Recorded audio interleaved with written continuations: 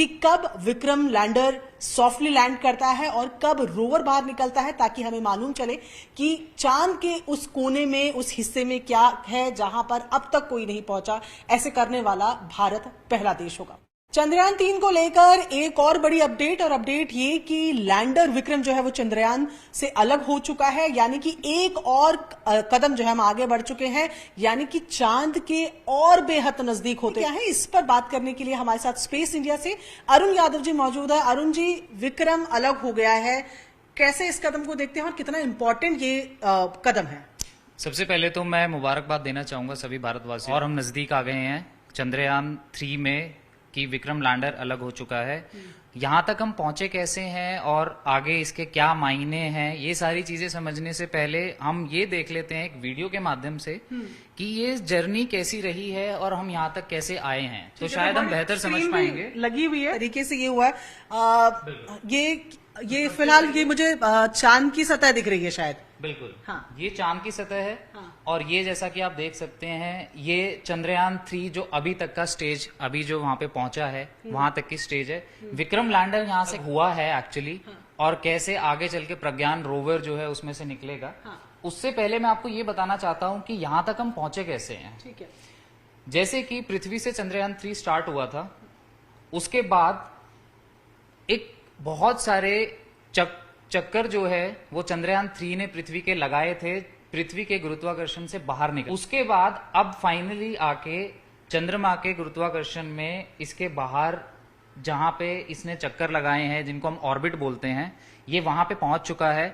अब फाइनली इसका अलग होने का टाइम है, और ये कुछ इस तरीके से होगा जिसके वीडियो के माध्यम से आपको बहुत अच्छी तरीके से समझ में आएगा। अभी ऑर्बिट पे, जो धीरे धीरे करके ये नजदीक आता रहता है, अपनी ऑर्बिट को ये छोटा करता चला जाएगा, और एकदम लास्ट स्टेप है जो ये विक्रम लैंडर, ये देखिए अलग हो चुका है। अच्छा, और ये दोनों अभी साथ साथ ही घूम रहे हैं? अभी ये साथ साथ घूम रहे हैं। अब विक्रम लैंडर का काम है चांद के और नजदीक जाना, ताकि ये वहां पे लैंड कर सके। ये देखिए, अच्छा, ये अलग हो गया है। ये अलग हो गया है, इसने अपना रास्ता बदल दिया है। हाँ। अब ये चांद की सतह के और नजदीक जा रहा है, ताकि ये वहां पे वो जगह ढूंढ सके हाँ। जहां पे इसको लैंड करना है। ठीक है।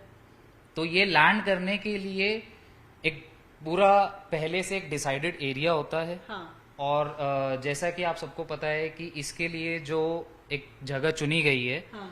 वो है हमारी साउथ पोल। हाँ। साउथ पोल पे जो है, अगर ये लैंड कर जाता है हमारा विक्रम लैंडर, हाँ। तो भारत जो है वो पहला देश ऐसा होगा जो चंद्रमा के साउथ पोल पे लैंड करेगा। ठीक है, यहाँ पर ये समझना जरूरी है। देखिए, पूरी वीडियो भी साथ साथ चल रही है, इसे रोक ले यहाँ अगर। और यहाँ देखें, मैं ये भी जानना चाहूंगी अरुण कि ये बताइए कि इस पूरे मिशन में लैंडर किस लिए इम्पोर्टेंट है, क्या रोल होता है लैंडर का इतने बड़े मिशन की अगर बात की जाए?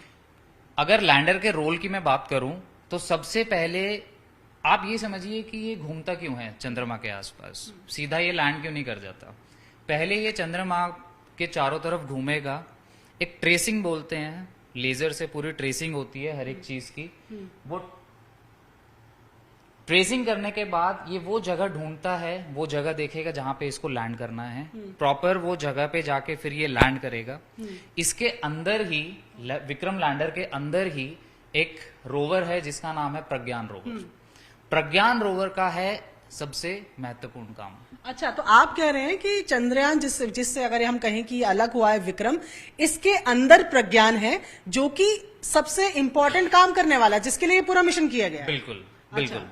अगर आपको किसी जगह की स्टडी करनी है, हाँ। वहां के बारे में अगर जानना है, तो आपको उसके नजदीक पहुंचना पड़ेगा। और अगर आप उसके बिल्कुल ऊपर सतह पे उतरते हैं और वहां से मान लीजिए कि सैंपल कलेक्ट किया जाता है, वो काम होता है रोवर का। ठीक। लैंडर तो वहां पे सिर्फ प्रज्ञान रोवर को ले जाने का काम करेगा। ठीक है। उसके बाद देखिए, एक अगर मैं आपको वीडियो के माध्यम से समझाऊं, ये जो है पूरी सतह की ट्रेसिंग हो रही है। हाँ। अब ये विक्रम लैंडर जो है, ये वो जगह देख रहा है जहां पे लैंड करना है। ये डीबूस्टिंग प्रोसीजर हो रहा है। बिल्कुल।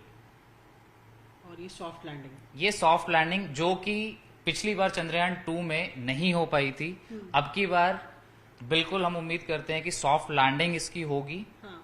और ये देखिए, ये इसमें से एक रैंप निकलेगा और ये रोवर जो बाहर आ रहा है, ये एक तरीके से एक रोबोट आप लगा लीजिए, जिसमें हमने पहिए लगाए हुए हैं।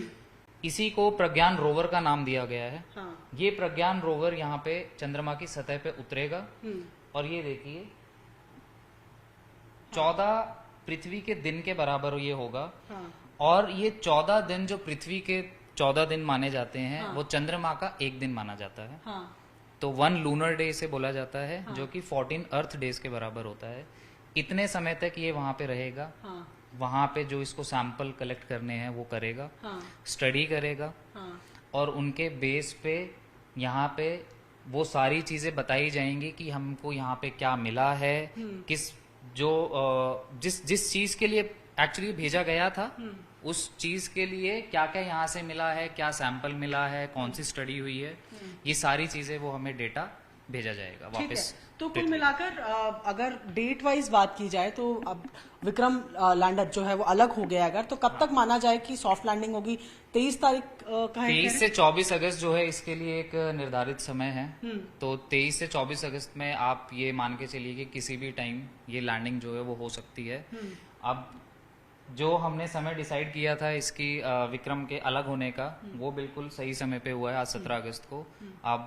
अब चंद्रमा की सतह के ये चक्कर लगाएगा, देखेगा कहाँ पे लैंड करना है, बस फिर डन वहां पे। ये बताइए कोई किसी तरीके की कॉम्प्लिकेशंस होने की उम्मीद है? क्योंकि साउथ पोल है, कोई और ऐसा कोई वहां पर पहुंचा नहीं है, तो वो भी कहीं डर है कि लग रहा है कि सब स्मूथली हो जाएगा? बिल्कुल, देखिए साउथ पोल की मैं आपको एक छोटी सी चीज बताता हूँ। साउथ पोल कोई ऐसी अलग जगह नहीं है कि वहां पे कुछ ऐसा अलग है जो नॉर्थ पोल से हमें अलग करता है, नहीं। नॉर्थ पोल और साउथ पोल की जब स्टडी की गई थी तो दोनों जगह की साउथ पोल पे लैंडिंग की जो प्रयास किए गए थे वो बहुत कम हुए हैं। नॉर्थ पोल पे लैंडिंग ज्यादा हुई है। साउथ पोल पे अगर लैंड कर जाते हैं तो बिल्कुल भारत पहला देश बन जाएगा। वहां पे भी एक जिसको आप बोलते हैं, एक हिंदी अगर सरल भाषा में बोलूं तो चांद पे बहुत गड्ढे हैं। वो गड्ढे जो हैं उसको क्रेटर बोला जाता है। उनमें से एक क्रेटर है एटकिन बेसिन। एटकिन बेसिन में जो है ये प्लान किया गया है कि वहां पे जाके ये लैंड करेगा, जो कि एग्जैक्टली 90 डिग्री पे भी नहीं है, क्योंकि अगर हम पोल की बात करें तो वो 90 डिग्री पे माने जाते हैं, लेकिन इसकी जो लैंडिंग साइट है जो एग्जैक्टली वो 70 डिग्री साउथ है। 70 डिग्री साउथ पे अगर ये लैंड कर जाता है तो बिल्कुल एक ये बहुत बड़ा अचीवमेंट होगा। और दूसरी चीज कि वो एरिया जो है वो एक तरीके से अनएक्सप्लोर्ड है। वहां पे अभी कुछ भी स्टडी कर नहीं पाया है कोई, तो वहां से हमें क्या मिलता है नया, वो खुद में एक रहस्य है। तो पूरी उम्मीद है हमें कि ये बिल्कुल सॉफ्ट लैंडिंग से मतलब हमारा ये है कि विक्रम लैंडर जो है, विक्रम लैंडर जब चांद की सतह पे जाके प्रज्ञान रोवर को सेफली पहुंचाएगा तो उसके लिए जरूरी है कि वो एक आराम से जाके वहां पे, सॉफ्ट लैंडिंग का मतलब है कि आराम से जाके लैंड करे। क्योंकि अगर थोड़ी सी भी स्पीड ज्यादा हुई तो जो इम्पैक्ट आएगा, क्योंकि जब भी आप ऊपर से किसी चीज को लैंड कराते हैं, अगर उसकी स्पीड थोड़ी सी भी ज्यादा हुई तो इम्पैक्ट इतना तेज होगा कि उसके पार्ट्स जो हैं विक्रम लैंडर के या प्रज्ञान रोवर के जो पार्ट्स हैं वो डैमेज हो सकते हैं। और पिछली बार भी यही हुआ था चंद्रयान 2 में कि सिग्नल, और हम लेग्स बोलते हैं उसको, जिन पे विक्रम लैंडर या कोई भी खड़ा होता है उनको लेग्स बोलते हैं। वो लेग्स डैमेज हो गए थे और प्रज्ञान रोवर बाहर ही नहीं आ पाया था। तो इसी चीज को अभी ओवरकम करने के लिए अब की बार विक्रम लैंडर में मजबूत और ज्यादा मजबूत लेग्स लगाए गए हैं, ताकि वो जो इम्पैक्ट होगा अगर तेज स्पीड में भी होता है तो उसको झेल सके। ठीक है, तो कुल मिलाकर अगर बात की जाए तो देखिए एक कदम और आगे हम बढ़ गए हैं। आज विक्रम लैंडर अलग हुआ है, ऐसे में विक्रम लैंडर ने अब सॉफ्ट लैंडिंग करनी है। सॉफ्ट लैंडिंग क्यों करनी है उन्होंने आपको बताया, क्योंकि बहुत ज्यादा जरूरी है कि लैंड बेहद सॉफ्ट तरीके से हो, ताकि किसी तरीके के कोई एक्सटर्नल इंटरनल डैमेजेस ना हो, ताकि प्रॉपर तरीके से प्रज्ञान, जो कि इस पूरी कड़ी में सबसे महत्वपूर्ण है, जिसके माध्यम से वो स्टडीज होनी है, जिसके माध्यम से हमें चंद्रमा के साउथ पोल के बारे में पता चलना है, वो आराम से बाहर निकल पाए और वो तमाम चीजें कर पाए जिसके लिए चंद्रयान 3 का ये मिशन रखा गया है। ऐसे में आप सबकी नजरें रहेंगी।